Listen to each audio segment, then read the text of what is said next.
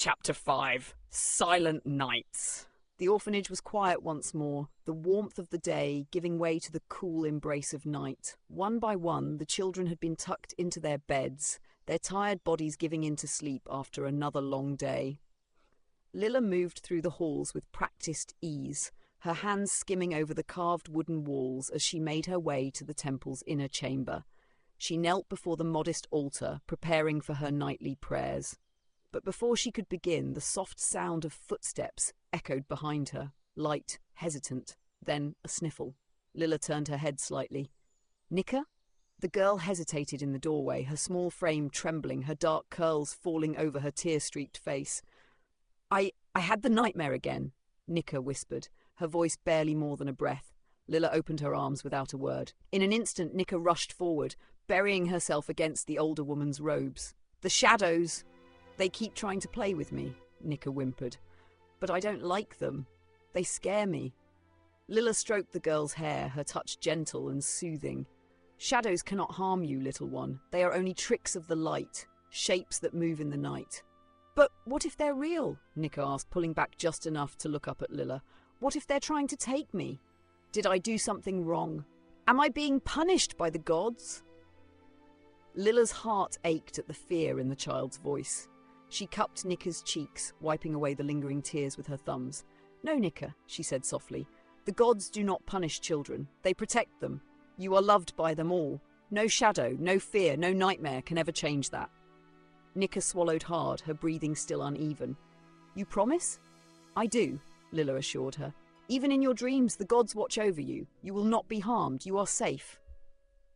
The girl clung to her again, her tiny hands fisting in Lilla's robes.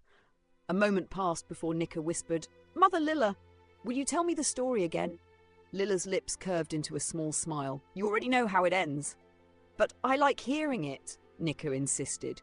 "Tell me how you lost your sight." Lilla sighed, settling them both onto the floor, letting the quiet of the hall wrap around them.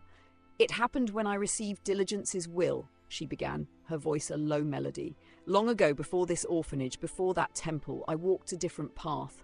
One of duty, but not yet of care. I had strength, but not purpose. I had faith, but not guidance." Nika listened with rapt attention, her earlier fear momentarily forgotten. "Then," Lilla continued, "the gods placed before me a choice, a calling unlike any before. To walk the path of diligence, to protect those who cannot protect themselves, to guide those who have lost their way. And your eyes?" Nika whispered. Lilla reached up, touching the cloth wrapped around her own sightless gaze. "In return for my vow, my eyes were taken, not as punishment, but as a gift. So I would never again see the horrors of war, only the needs of those who suffer." She smiled faintly. "And so I became a caretaker. I have walked from city to city, through villages, through roads, through ruins for 500 years, and wherever there were children in need, I stayed." Nika leaned against her, comforted by the familiar story. "And you'll stay here too, right?" the girl murmured, sleep creeping into her voice. Lilla kissed the top of her head. "For as long as I am needed." Within minutes, Nika's breathing evened, her small body going limp in Lilla's arms. The nightmare had lost its hold on her. Lilla held her a moment longer, then lifted her with ease, carrying her back to bed. The gods protected the young, and she in turn would protect them, always. Lilla lay awake long after Nika had fallen asleep, her body still, but her mind restless. The quiet hum of the orphanage, soft breaths of slumbering children, the creak of wooden beams shifting in the cool night air, could not silence the past clawing at the edges of her thoughts. Tonight, the past would not let her go. It began as a whisper creeping through the cracks of memory like ivy reclaiming a ruin. Then the whisper became a sound, distant but undeniable, the low, grinding screech of metal against stone, the deep, resonant groan of a great machine buckling under its own weight. And then, the screams. She remembered the heat before the fire, the way the ground lurched, throwing people into the air like dolls cast aside by careless hands. The Titan heart trembled. Arcadia trembled as the world beneath it split apart. Lilla gasped softly, pressing a hand to her chest. The city had not simply fallen, it had wept. The great arteries of steam that once pulsed with life had shattered, releasing clouds of scalding mist. The veins of its grand streets had cracked, swallowing homes whole. a place of endless movement, of progress, of ambition, brought to a cruel, unnatural stillness.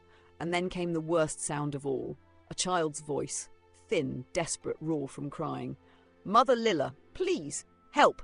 She had reached for them, running against the tide of fleeing bodies, the weight of debris crushing the streets, her hands outstretched. And she had known they would not make it. She had known her hands would grasp nothing but air. She had known her prayers would not be answered in time.